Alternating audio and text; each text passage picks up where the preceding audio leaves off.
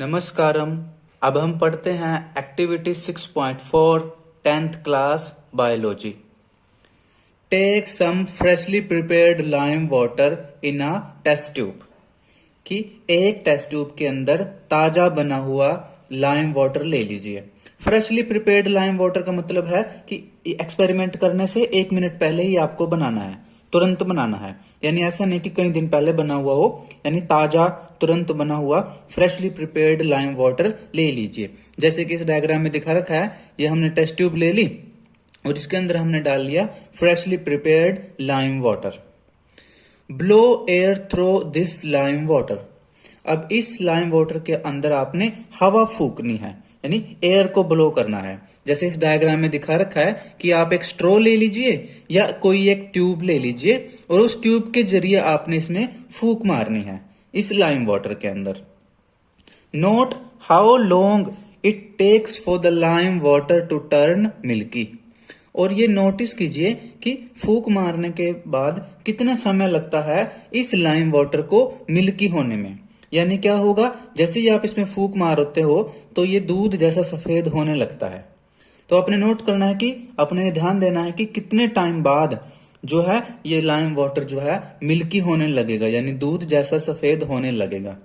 तो आप देखोगे कि जैसे ही आप फूक मारते हो तुरंत इमीडिएटली ये जो है लाइम वाटर मिल्की होने लगता है। ये आप पर डिपेंड करता है कि आप जल्दी जल्दी फूक मारते जाओगे तो जल्दी ही ये लाइम वाटर मिल्की हो जाएगा। जैसे 20 to 30 सेकंड में पूरा ऐसे मिल्की हो जाएगा। तो जैसे जैसे आप फूक मारते जाओगे तुरंत ये मिल्की होता चला जाता है। यूज अ सिरिंज और पिचकारी टू पास। अच्छा चलो अभी हम बात करते हैं कि ये ऐसा होता क्यों है कि फूक मारने पर ये जो लाइम वाटर है ये दूध जैसा सफेद क्यों हो जाता है। तो इसका आंसर है कि इसके पीछे एक केमिकल रिएक्शन छिपी होती है। कौन सी केमिकल रिएक्शन? ये वाली।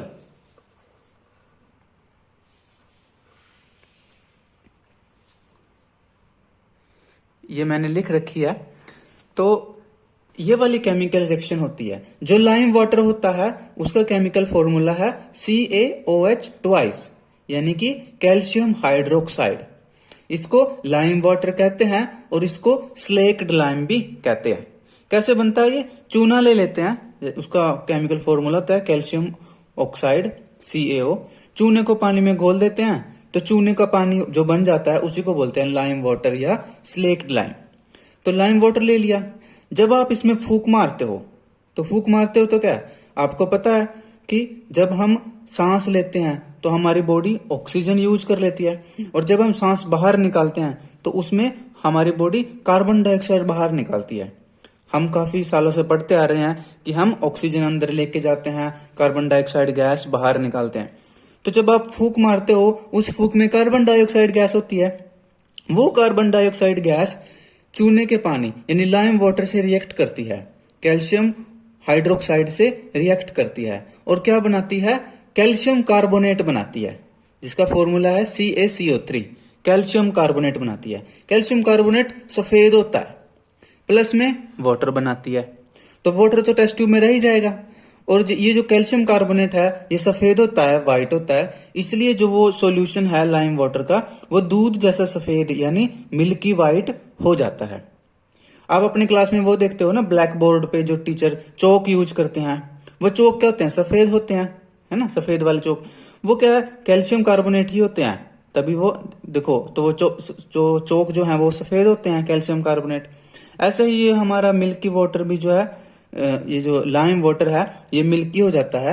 ये इसलिए होता है क्योंकि इसमें ये वाली रिएक्शन हो जाती है और इसमें कैल्शियम कार्बोनेट बन जाता है।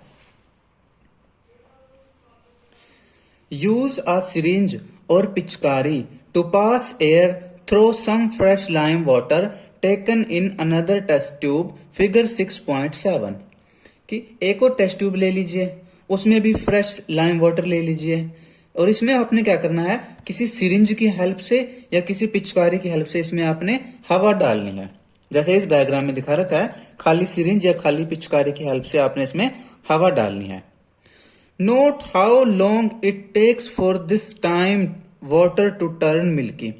और आपने ये नोटिस करना है कि अब ये लाइम वाटर कितनी देर बाद मिल्की होगा। तो आप यहाँ क्या देखोगे, यहाँ पर ये वाटर जो है मिल्की बहुत धीरे धीरे होगा, बहुत स्लोली स्लोली, बहुत धीरे धीरे होगा और बहुत ज्यादा टाइम लग जाएगा इसको मिल्की होने में, है ना। जो हमने मुंह से एयर ब्लो की थी उसके कंपैरिजन में कई गुना ज्यादा टाइम लगेगा इसको मिल्की होने में।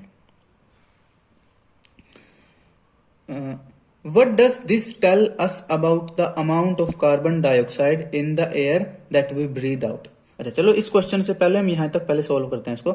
तो देखो, अब आप यहाँ पर जब पिचकारी से इसमें एयर ब्लो करोगे तो इसमें क्या है, मिल्की वाइट होने में बहुत ज्यादा टाइम लगता है। अब बात आती है कि इतना ज्यादा टाइम क्यों लगता है। इसका पीछे वजह यह है, देखिए जो हवा होती है, हवा में कार्बन डाइऑक्साइड बहुत कम मात्रा में होती है। कितनी होती है, 0.04% के अराउंड, यानी लगभग 0.04 होती है। ठीक है, अब यहां पर कार्बन डाइऑक्साइड कम होती है, लेकिन जो हम हवा अपने मुंह से बाहर निकालते हैं उसके अंदर कार्बन डाइऑक्साइड ज्यादा होती है। कितनी होती है, 4%, या फिर कुछ जगह पे कहते हैं 4.5%, है ना। तो लगभग 4 और 4.5% कार्बन डाइऑक्साइड होती है। अब हम मुंह से जो हवा निकाल रहे हैं, है ना, जो इस टेस्ट ट्यूब में, इस वाले बी टेस्ट ट्यूब में जो हमने मुंह से हवा डाली थी, अब मुंह वाली हवा में ज्यादा कार्बन डाइऑक्साइड है। ज्यादा कार्बन डाइऑक्साइड है तो वो क्या करती है, इससे कैल्शियम हाइड्रोक्साइड से रिएक्ट करके कार्बन डाइऑक्साइड ज्यादा मात्रा में कैल्शियम कार्बोनेट बना देती है। अब ये ज्यादा मात्रा में बनाती है तो ये जल्दी व्हाइट हो जाता है और ज्यादा मिल्की व्हाइट होता है।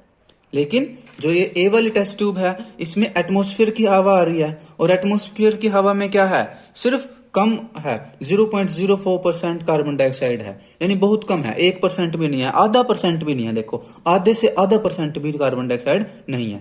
अब यहाँ पे कम कार्बन डाइऑक्साइड है तो इसलिए कम कार्बन डाइऑक्साइड जो है कैल्शियम हाइड्रोक्साइड के साथ रिएक्ट करती है तो कम मात्रा में कैल्शियम कार्बोनेट बनता है, इसलिए वो धीरे धीरे स्लोली स्लोली व्हाइट होता जाता है। और उसको उतना बराबर व्हाइट करने में, है ना, उसको टेस्ट ट्यूब बी के बराबर व्हाइट करने में कई गुना ज्यादा टाइम लग जाता है। तो इसकी वजह ये है। What does this tell us about the amount of carbon dioxide in the air that we breathe out? कि इस एक्टिविटी से हमें क्या पता चलता है कि जो हम एयर ब्रीद आउट करते हैं, जो हम सांस बाहर निकालते हैं, जो हम सांस में हवा बाहर निकालते हैं उसके अंदर कितनी कार्बन डाइऑक्साइड होती है। तो इस एक्टिविटी से हमें यही पता चलता है कि जो हम सांस बाहर निकालते हैं उसमें ज्यादा मात्रा में कार्बन डाइऑक्साइड होती है। देखो, हवा में तो कितनी है, 0.04%, लेकिन जब हम सांस बाहर निकालते हैं तो उसमें 4 या फिर 4.5% कार्बन डाइऑक्साइड हो जाती है। ठीक है, अब कोई अगर आपसे पूछे कि ऐसा होता क्यों है, तो देखिए, जब हम सांस अंदर लेके जाते हैं तो हमारी बॉडी में जो सेल्स हैं वो ऑक्सीजन को यूज कर लेती हैं, और ऑक्सीजन को यूज करने के बाद वहां पर एक गैस वेस्ट के फॉर्म में बनती है जो है कार्बन डाइऑक्साइड। अब कार्बन डाइऑक्साइड वेस्ट के फॉर्म में बनती है तो उसको हम जब सांस बाहर निकालते हैं तो वो कार्बन डाइऑक्साइड बाहर निकलती है। इसलिए जो हम ब्रीद आउट करते हैं सांस, उसमें ज्यादा कार्बन डाइऑक्साइड होती है। ऐसा किस लिए होता है, क्योंकि हमारी सेल्स जो है वो मेटाबॉलिज्म करती हैं काफी सारी। वो एक्चुअल में क्या करते हैं, वो हमारी सेल्स फूड की हेल्प से और ऑक्सीजन की हेल्प से एनर्जी बनाती हैं, और अभी इस प्रोसेस में क्या है, कार्बन डाइऑक्साइड गैस वेस्ट बनती है। इसी वेस्ट को बाहर निकालते हैं हम सांस के द्वारा। तो आया आपके समझ में। इस एक्टिविटी से हम ये प्रूव कर सकते हैं कि जो सांस हम बाहर निकालते हैं उसमें कार्बन डाइऑक्साइड गैस होती है। तो ये थी हमारी आज की एक्टिविटी 6.4। मैं रिक्वेस्ट करता हूं कि आप इस एक्टिविटी को अपनी एनसीईआरटी बुक से जरूर पढ़िएगा। इसके अलावा एक रिक्वेस्ट और करता हूं कि आप अपने घर की छत पर या अपने घर के आसपास कहीं पर भी पक्षियों के लिए दाना व पानी जरूर रखिएगा। मिलेंगे अगली क्लास में अगले टॉपिक के साथ। तब तक के लिए stay healthy, study joyfully and नमस्कारम।